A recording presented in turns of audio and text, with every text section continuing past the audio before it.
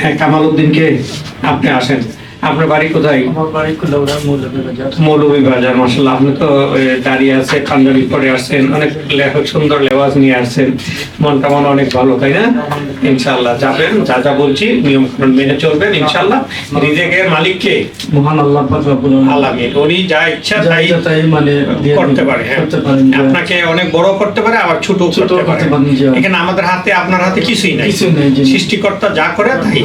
তবে পবিত্র ভূমিতে যাচ্ছেন, আশাটা বড় রাখবেন যে আল্লাহ তুমি আমাকে, একজন ছোট মানুষ, আমি একটু যদি ভালো থাকি, আমার পরিবার পরিজন ভালো থাকবে, এই বয়সে বিদেশ যাচ্ছি, আল্লাহ আমাকে একটু তুমি আমার মনের আশাটা পূর্ণ করে দাও, নাকি? ইনশাআল্লাহ আল্লাহ সবার আশা পূর্ণ করুন। পবিত্র ভূমিতে যাচ্ছে প্রিয় দর্শক, সবাই দোয়া করবেন।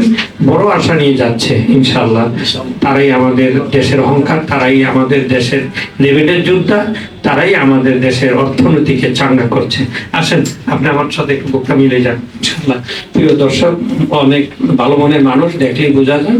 সবাই দোয়া করবেন যাতে পরিবার পরিজনের মুখে হাসি ফোটাইতে পারে।